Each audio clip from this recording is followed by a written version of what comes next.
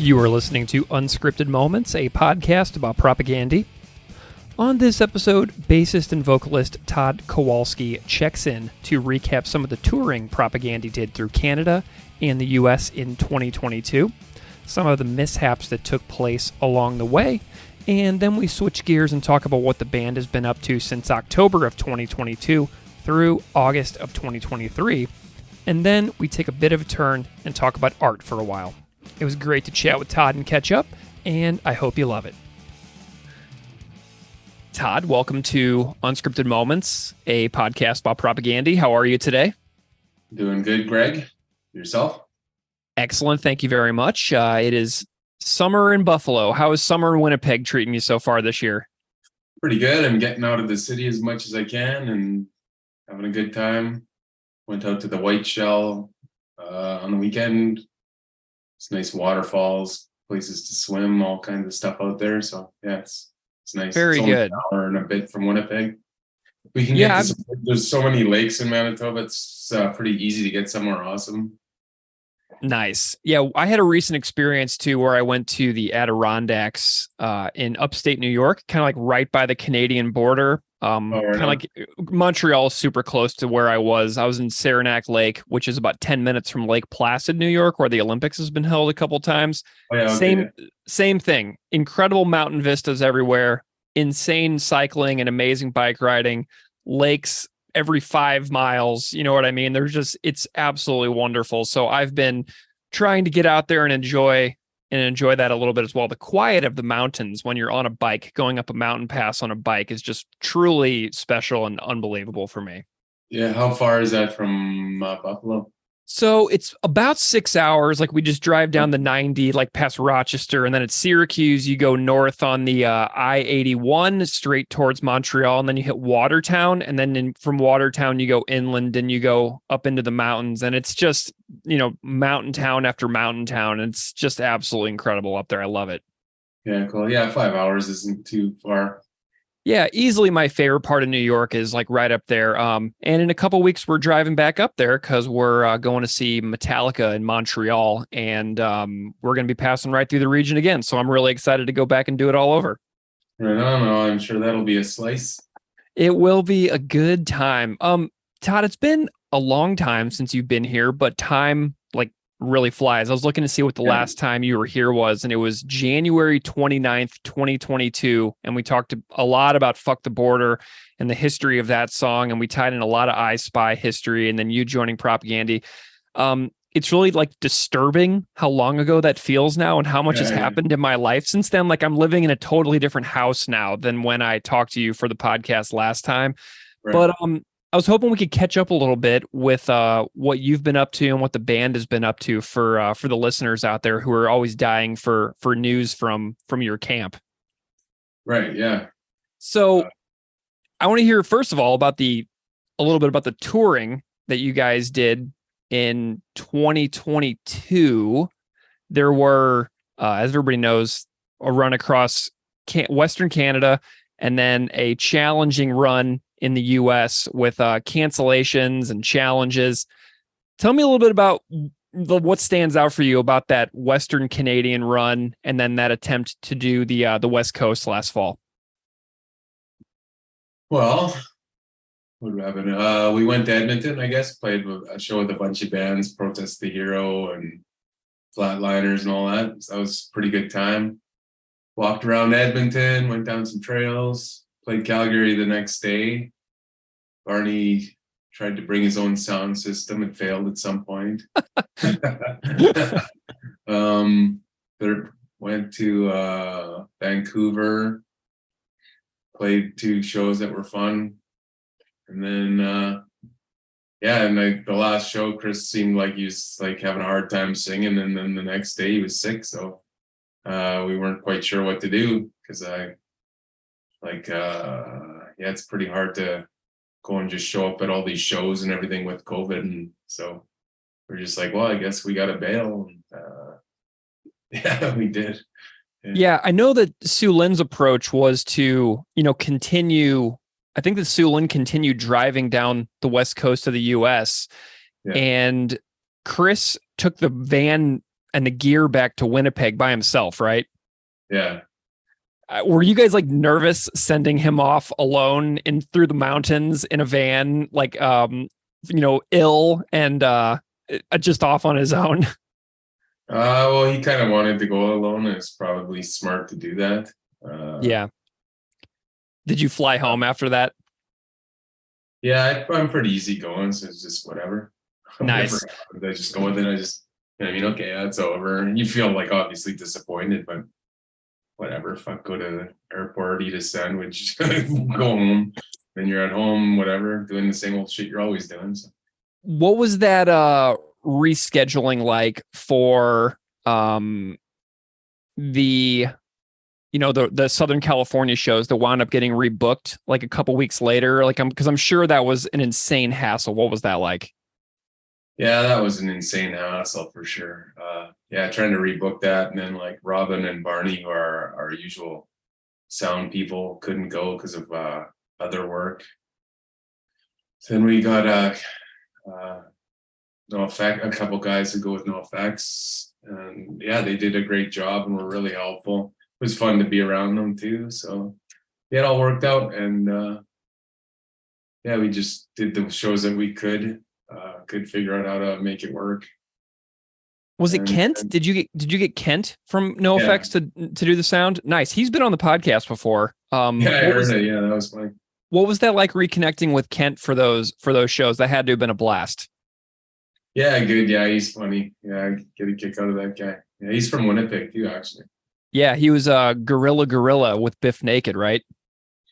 Yeah, I saw them at the Albert back in the day. Actually, I saw them in Regina too, opening for probably SNFU is my guess. No way. That's really cool. Love that. Yeah, Kent was super fun. He came on the podcast and basically laid down the law that he was going to be the how to clean everything defender under all circumstances. So it was really fun to have him on. He's like, I will talk about how to clean everything as long as you want to convince you that it is the greatest record ever. And we had a really good time with it. Yeah, that seems like a little bit of a stretch. Yeah, he was I like how to clean everything too, though, actually. Like I know you do. I just I don't know. I kind of I wouldn't say it's the best, you know what I mean? Yeah, well, we had a really good time doing the 30th anniversary episode recently, where listeners of the podcast submitted covers of all the songs. We got every single song covered for that episode, and it wound up being like 5.5 hours long, which was a real thrill to kind of pull off this like special anniversary thing. So anyway, it was a real good time. Yeah, no, good. So what did you have any like particular shows that stand out to you among that run last year that was like your favorite, or anything that like did you get to go hiking or anything in California or see anything really cool while you were down there? We went walking around LA, Yeah. San Francisco, and what was the other one? I don't think you guys went back to San Francisco. Didn't you just do San Diego. Yeah. San Diego. I think it was just 2 shows. It was just LA and San Diego, right? What's the third one? Oh my goodness. I'm going to have, so we got LA, San Diego, and Pomona. Okay. Yeah. Pomona. Yeah. Nice. Pomona, really? Yeah. Yeah. So yeah, we went walking around in Pomona and whatever. Yeah. It's dry, but nice. Just on these hills. Love it. Very good. Well, let's chat a little bit about what you all have been up to since tour. So the last shows were in October and we're now in August. So we're, like 9-10 months later at this point, since those shows happened.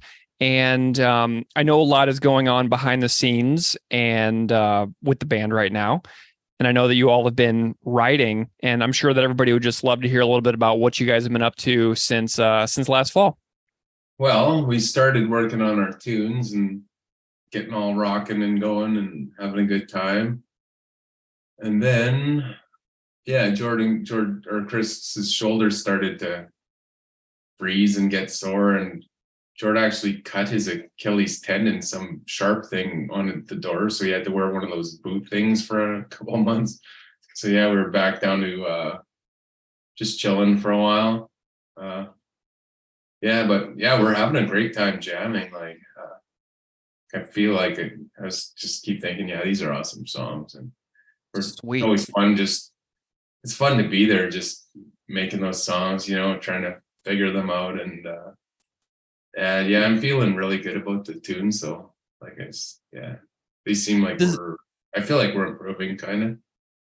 does this remind you of the Today's Empires era, where there were, I believe there were numerous injuries during the recording process for Empires, right? Where it wasn't like there issues with injuries then too.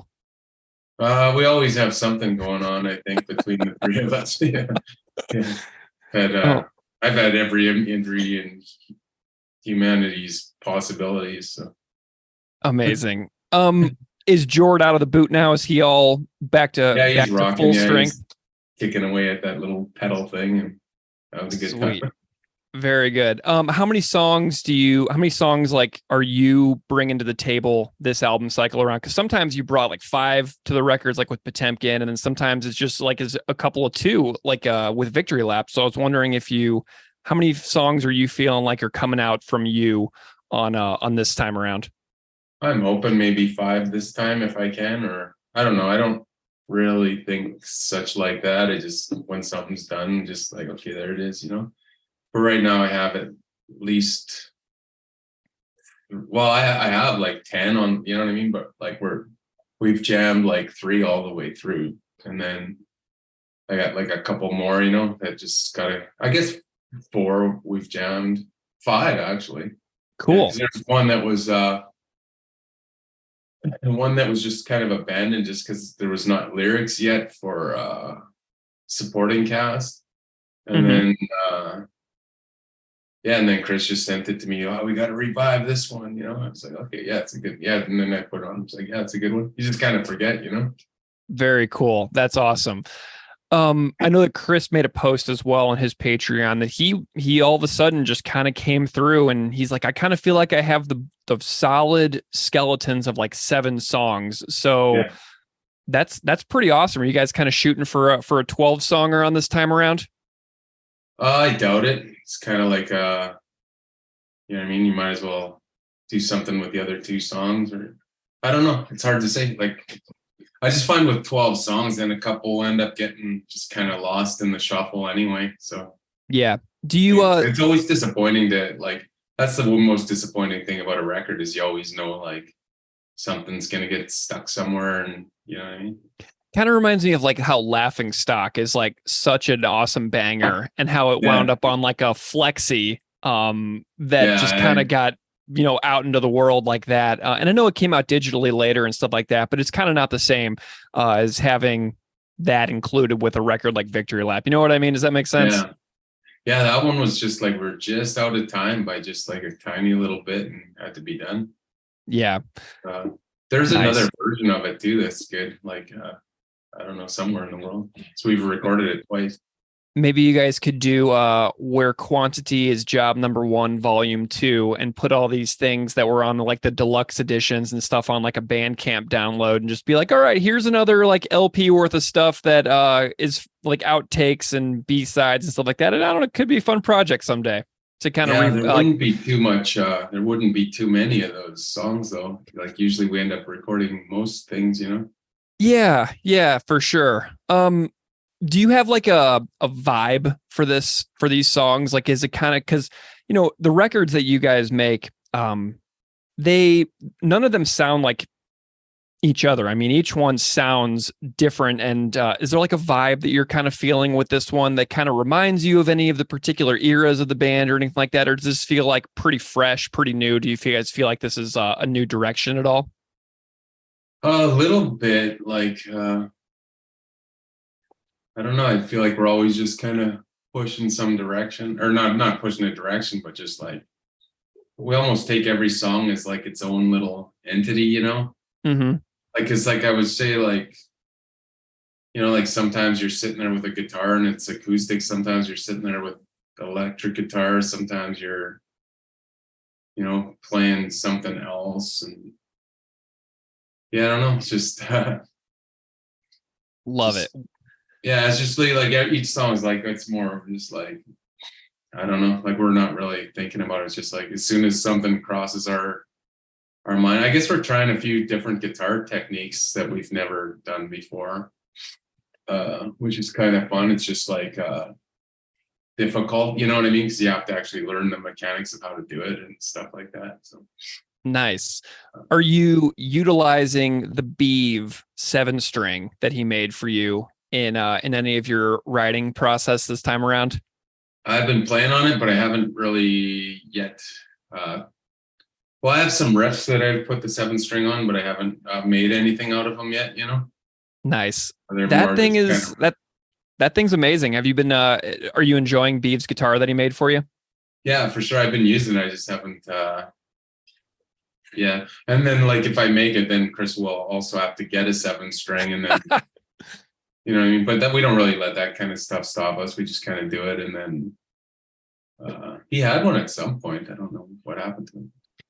How's the jam space going for Chris with his shoulder problem? Are you guys able to get through some of the rehearsals and stuff like that, even though he's not like at full strength at the moment? Yeah, he got a little stand for his guitar. I used to have one of those too when I hurt my back. Yeah, you just kind of have a stand with your guitar on it and just kind of stand behind it. Do you mean like so I'm picturing like like at a big rock show, right? Like somebody Yeah, would have yeah. an electric guitar and then they would have the acoustic on a stand and then they would like walk up and strum the acoustic and then go back to playing on their electric. Yeah, Is that what he's doing? yeah, pretty much, yeah. Okay, that's awesome. Love to see that. Well, I'm glad that you're excited about it. I know that everybody out there will be really pumped to hear that, y'all are hard at work and that things are enjoyable and that you're having fun with it. Obviously, that's the most important thing at the moment. So thank you for the update on the writing process. That's really Yeah, for cool. sure. How are you? I'm curious about how you're feeling as like a songwriter these days. Is because like as I get older, I think about how much harder things feel to do, like getting through like a piece of writing or like getting through some things in like my day job. They just feel like a lot more tedious sometimes, and like it doesn't come as naturally to me on a lot of days the way it felt when I was a bit younger. I'm wondering if you're noticing any difference in your own songwriting compared to like something like 20 years ago. I'm wondering if you're having if you're resonating with me on how I feel about aging and doing some of my own work, and if it's more challenging or if you've like feel like you've gotten better at it. I'm just wondering about your thoughts on that. I feel like I'm in a better spot than I was like a while ago, which is why I had less songs on supporting cast. Mm-hmm. Yeah, I just kind of changed my method a little bit. Like, yeah, I started learning how to play a lot of other bands' songs and that to see what's making them tick. And then I take a lot of art courses where there's a lot of critiques of your Mm-hmm. art. And so I try to apply all the critiques to my music, like if you have a picture, you want like areas of density versus areas of rest, like kind of big, medium, small shapes and like all this kind of thinking. I try to take it to music, like Mm-hmm. just the whole flow and composition of it all, I just try to think of the song the same way as a painting, and then trying to make it more based around the vocals and that than riffs. So I was finding it just like I was ending up trying to sing over too complicated of riffs, which is can be cool, but it's also kind of difficult. And then, or I don't know, maybe less good actually in a way. And then I find now like it doesn't seem like the songs are any less hard. Like once you go and start like messing around and making things more difficult, I just Mm-hmm. find they turn into better songs. Like I just feel like they have like better composition, better I don't know. I just feel like they're good, So Nice. I'm glad you brought up art too. I was looking as I follow your art Instagram that you do, and it's really wonderful. And I was chatting with a listener of the podcast and friend, Matt, the other day. And Matt's an art teacher in Chicago.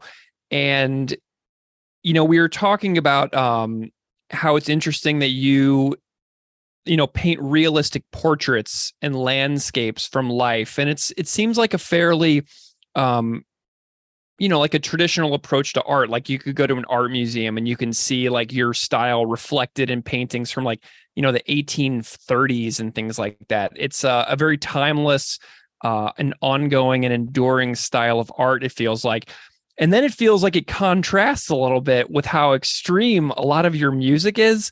And it's really interesting to see like the ways that you have sort of like a dichotomy a little bit within your art and then within your music. Do you have any thoughts on that? The way that the music and the art seem to be in really different realms of expression and creativity?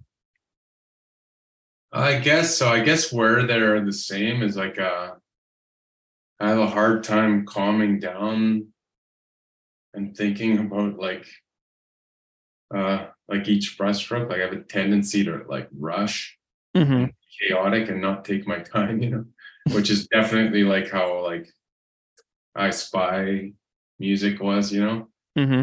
and like I know like through propaganda, sometimes you got to slow down and figure these little pieces out to make them sharper, so it's kind of like that, I guess. And I guess like just with music and art, you're just kind of recording your little journey, whatever it is.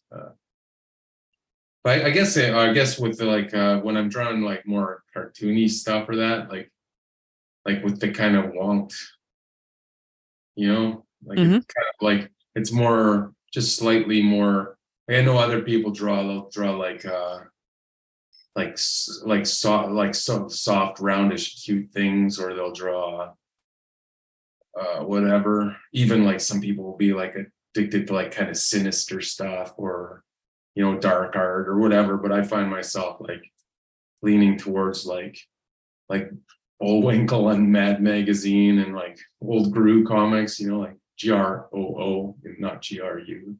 Yeah. Like it's I find myself leaning towards. I always have like this tendency to find like a little bit of funny or ridiculous somewhere. You know what I mean? I really like the stuff that you do as well, where it's like pipes and like almost looks like machinery.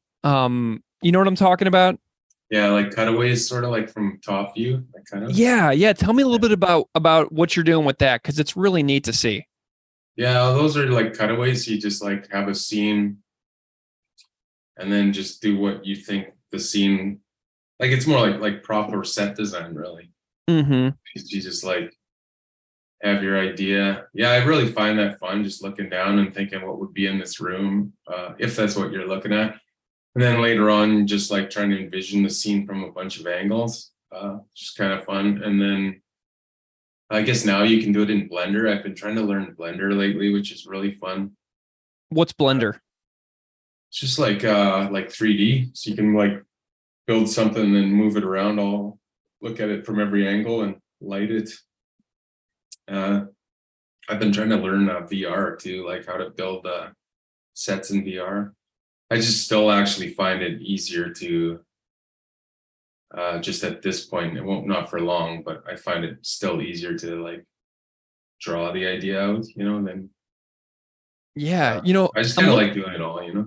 I'm looking at your post on Instagram from July 11th, just a couple weeks ago, too, of the skinny, tall buildings all in a row Oh with like yeah, the yeah, billboard on top and the water tank on top. And I'm just thinking like it would be really cool if you made like a graphic novel or a comic book or something like yeah. that someday. Do you have any like ambitions in that realm at all? It's hard to say. I don't know if I do a comic because I kind of like to like it's just too time consuming to do. Like I used to do that all the time when I was a kid. That was my actual goal when I was a kid, was to draw comics Oh, or be nice. in a band. Or be in a band. That was my two choices. And at some point I did a 500-page comic. Uh and but I wasn't thinking about it. Now it's like I think too much about the composition and There's just too many thoughts. I think I like doing like small little projects, you know. So I'll get a project, do the props, do the scenes, do some like story, like keyframes are called, you know, like the key story points. You know, make some characters. Yeah, I kind of have millions of things that aren't on Instagram. Just yeah. Love it. What are some of your goals in art in the next couple of years? What are you shooting for? I'm shooting to get better at Blender, better at color keys, and yeah, like keyframes. That's my goal right now. Awesome. Yeah, like September I'm in a class drawing for, it's called like drawing for film and television. Cool. Nice. That's not my goal, but I like that. Like I find it really fun. Like they give you a story and whatever, and you have to just build all the sets and all that, like draw them. So that, and and then a color, like a kind of a color keyframe type class. So. Wonderful. Well, let's chat about a couple of tunes here for from some propaganda records from the past. What do you think? Okay.